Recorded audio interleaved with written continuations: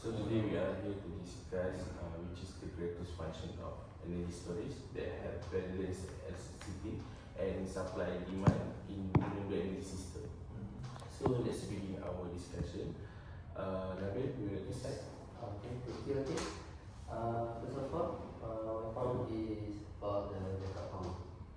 During the backup or grid failure, renewable energy like solar panels automatically shut down for safety reasons. However, the energy storage can keep critical load running, and then that will include the hospital, light, phone, and refrigerator. So, in my opinion, the greatest function of the energy storage is the resilience. The ability to survive when the main grid fails. For example, in Puerto Rico, during the Hurricane Maria in 2017, the entire grid collapsed for a month, and then the solar and the battery system provide the backup power to hundreds of the homes and clinics.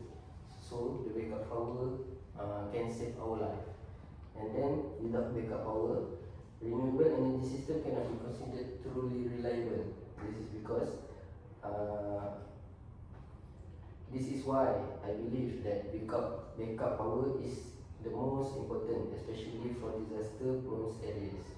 I'm sorry for this early, but I'm somehow disagree with Nabil's point because I understand, but the backup power is important, especially during emergencies. However, I don't fully agree that it is the greatest function because grid stability should come first. Because in the first place, grid stability will prevent the failure. Meanwhile, the backup power is only when the failure is happened.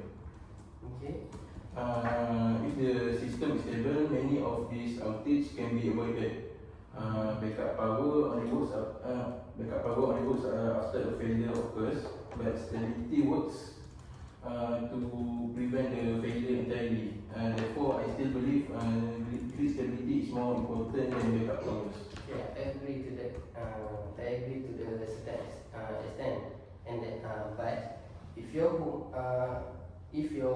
home have a hurricane or earthquake, stability doesn't matter. If your home doesn't have power for weeks, so backup power is still save our life directly. It's not grid stability. Alright, thank you, Wan and Nabil. So, Farah, what's your view? Alright, thank you, Akil. So my topic today is fast response. So in my opinion, this is the greatest function because renewable energy is unpredictable. So solar and wind do not produce constant power because when a cloud covers a solar farm, output drop within a second. Then wind suddenly slow down, generation falls immediately. So battery energy storage responds in a millisecond to fill the gap. That speed is something no other technology can match for now.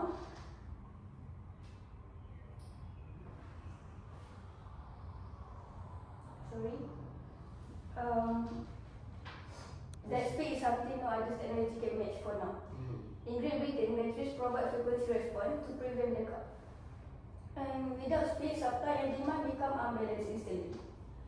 For example, in 2019, a lightning strike in England caused a sudden frequency drop battery react in less than 1 second and prevent a nationwide blackout.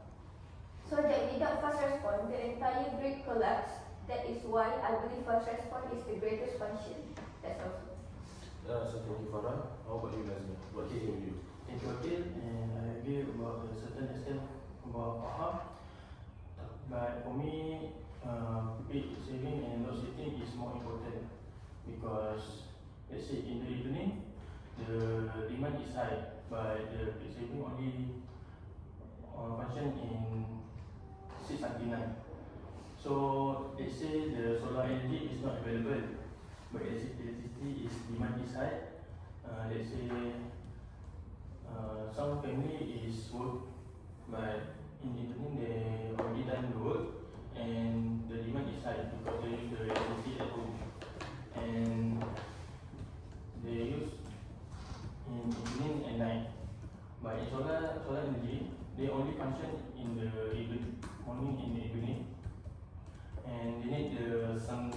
Yes. So this help the balance supply and demand every day. For it also reduce the need expensive gas power plants.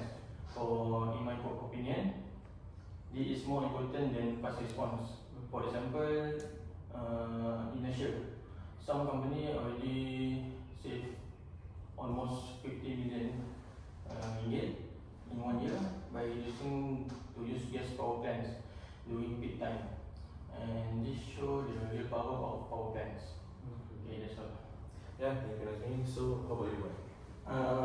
Thank you, Akil. I think those point is very useful. However, grid stability is my focus, and I believe it is the most important function. Frequency and voltage on the grid must stay within very tight limits. For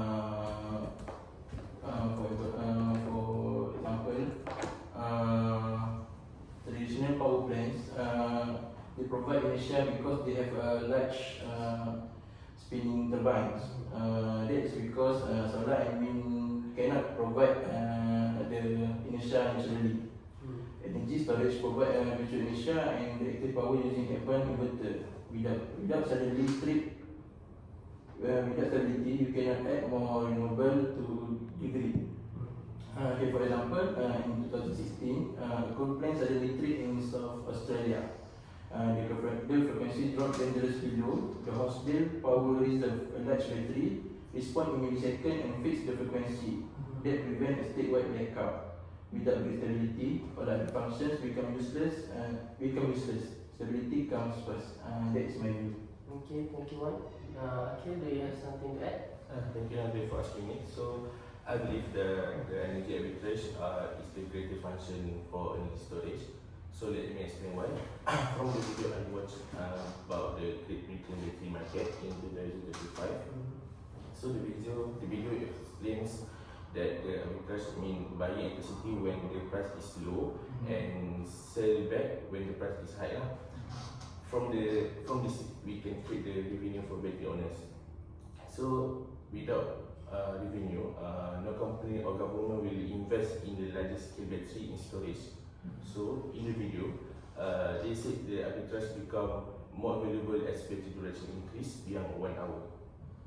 So optimization algorithm also can help decide when to charge and discharge. Alright, so you could be right about the fast response, peak shaving, and also stability.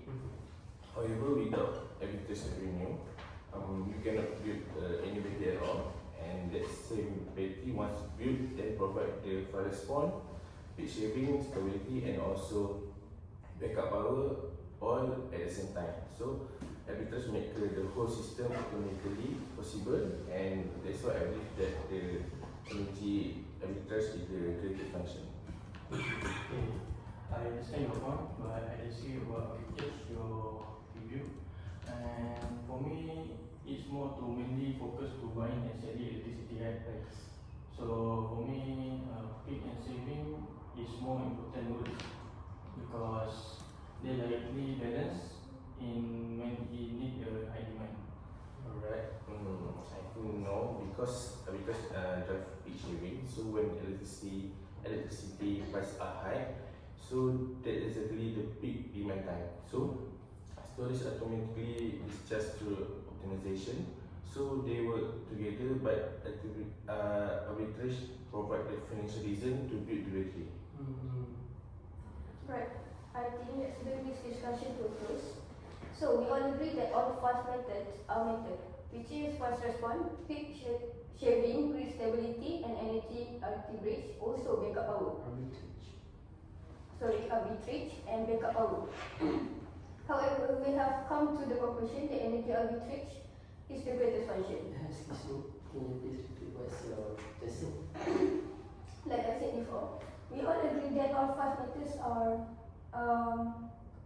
function, which is fast response, peak shaving, grid stability, energy arbitrage, and backup power. But however, we have come to the conclusion that energy arbitrage is the greatest function. May I know why? Right. One, because it's general revenue. Without revenue, no battery get built. Then, at the same time, the battery then provide all the function. Without arbitrage, large-scale renewable energy is impossible.